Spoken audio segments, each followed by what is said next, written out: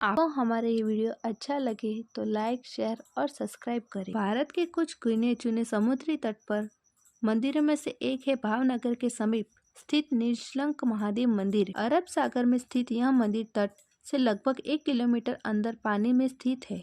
श्रद्धालु पानी से होकर ही इस मंदिर में दर्शन करने के लिए जाते हैं। मंदिर एक चौकारे कबूतर पर स्थित है। यहाँ 5 स्वयंभू शिवलिंग है, जहाँ प्रत्येक शिवलिंग के पास एक नंदी भी विराजमान है।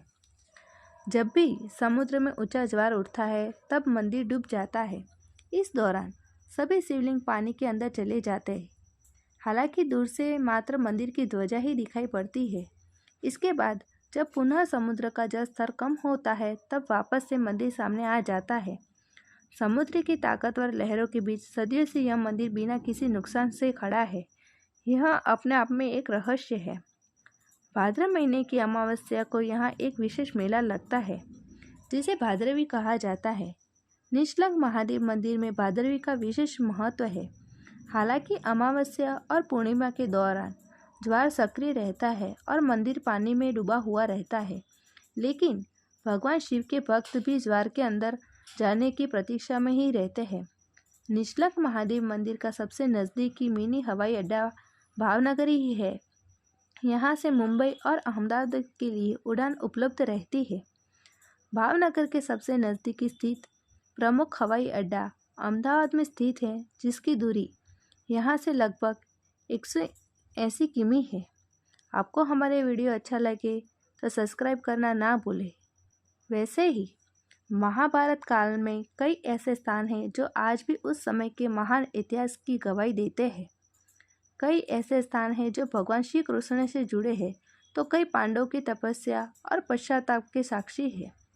महाभारत के विनाशकारी युद्ध के बाद पांडव अपने ही सगे संबंधियों के वध के पाप से मुक्ति के लिए प्रयास करते रहे। हिमालय क्षेत्र में ही कई ऐसे मंदिर हैं जहां पांडवों ने पश्चाताप के उद्देश्य से भगवान शिव की तपस्या की। ऐसा ही एक क्षेत्र गुजरात के अरब सागर तट पर स्थित है, जहां भगवान शिव ने 5 पांडवों को निशंक बनाया। यही कारण है कि यहाँ स्थापित हुआ निशंक महादेव मंदिर, जहां 5 स्वयंभू शिवलिंग है। महाभारत का युद्ध समाप्त हो चुका था। पांडव दुखी थे कि उन्होंने अपने ही सगे संबंधियों को युद्ध में मौत की घाट उतार दिया। इसके लिए उन्होंने भगवान श्री कृष्ण से सलाह मांगी। उन्होंने पांडवों को एक काली गाय और काला ध्वज दिया और कहा कि पांडव ध्वज को लेकर काली गाय का अनुसरण करें। जहाँ भी दोनों का रंग सफ़ेद हो जाएगा, वहाँ पांडवों को उनके पाप से मुक्ति मिल जाएगी। पांडव कई दिनों तक विभिन्न स्थानों से उस काली गाय का अनुसरण करते हुए घूमते रहे, लेकिन तो गाय का रंग ही बदला और न ही उस ध्वजा का। इसी क्रम में जब पांडव वर्तमान गुजरात के कालियाट तट पर पहुँचे, तब ध्वजा और गाय दोनों सफ़ेद रंग के हो गए। तब पांडवों ने प्रसन्न होकर भगवान शिव की तपस्या की। पांडवों की तपस्या से प्रसन्न होकर 5 भाइयों को 5 अलग अलग शिवलिंग के स्वरूप में भगवान के दर्शन प्राप्त हुए।